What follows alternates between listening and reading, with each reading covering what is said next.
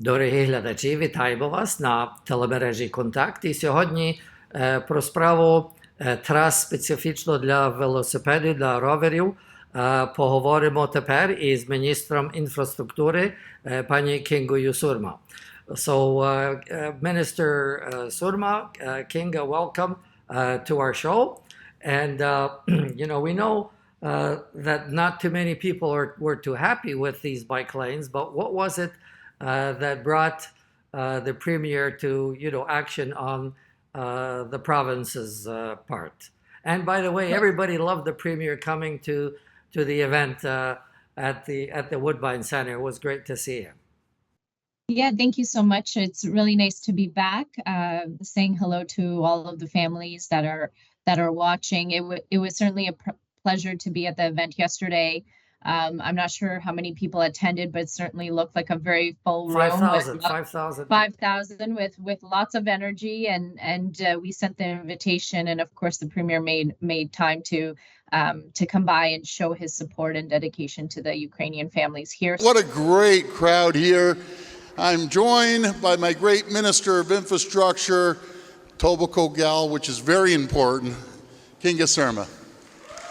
I think this is great that I heard that a partial amount of the funds being raised today are going to aid disabled children in Ukraine, and my goodness, couldn't be a better cause. And I just want the Ukrainians here in Ontario, the Ukrainians over in Ukraine know that Ontario is 1,000% behind them. We've welcomed over 126,000 Ukrainians to our great province and would welcome another 126,000. So that was wonderful. In terms of your question about the bike lanes, the premier is a very special person, and he's special because he always stays in touch with people. He is always returning calls. He gets text messages. He always will say he stays up until 11 o'clock at night, and midnight messaging and returning phone calls, which is the truth. He certainly does do that.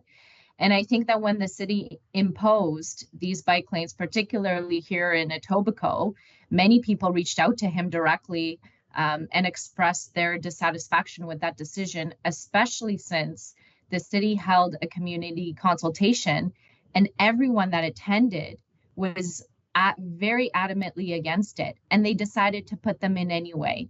And so the premier, as you know, is very active, and he decided that the province should step in certain situations. The legislation that was presented now sets the terms for municipalities, which means that municipalities now have to request for provincial approval before they implement bike lanes in their communities. Well, what happens now with the bike lanes that are in place? Let's say the ones in Bloor West Village, or the ones all along Bloor Street for that matter.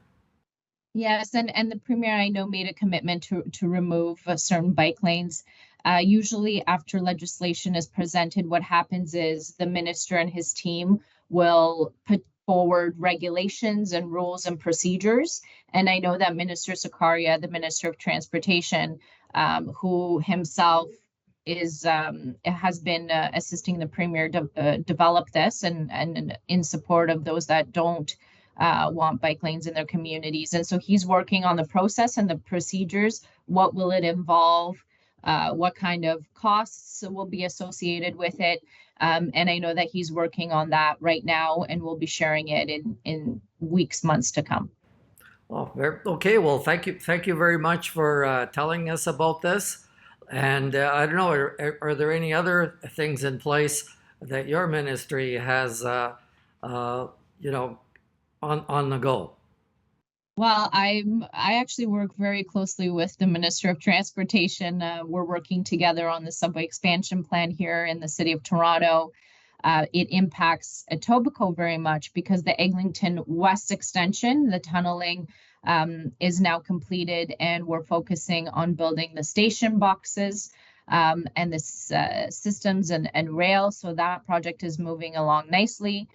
We also are working together on the final final piece of the Eglinton Crosstown West Extension that will connect to the airport. So we're always working very closely together. And then, of course, I'm working with the Ministry of Education on the brand new Catholic high school at Scarlet Heights. And so the lands have officially been transferred over to the Catholic Board, which means now we can start developing the plans and start planning for construction. We desperately need another Catholic high school in the riding. This is something that parents told me when I was elected the first time, and we're reaching some milestones to get that built and done for the community. Well, Minister, thank you very much for the report. And now that winter's coming, I guess it's a perfect time to get rid of the bike lanes. So I would absolutely agree. And if I could just make one more reference, express my support to the businesses on Bloor Street. During COVID, it was difficult and businesses had to manage as best as they could. They rely on those parking spaces and for people to be able to get to Bloor Street in order to shop there and support them and buy food or sit down for dinner. So I know it's been a really difficult time for them, and I just want them to know that the Premier and the province support you. Okay. Thank you very much. Дорогі глядачі, це була розмова з міністром інфраструктури провінції Онтаріо, пані Kinga Surma, в справі роверів і спеціальних трас роверів, які, може, будуть тепер зліквідовані. То повернемося до програми відразу після наступних реклам. Minister, thank you very much. Thank you so much for having me. Have a good day. Take care. Bye-bye.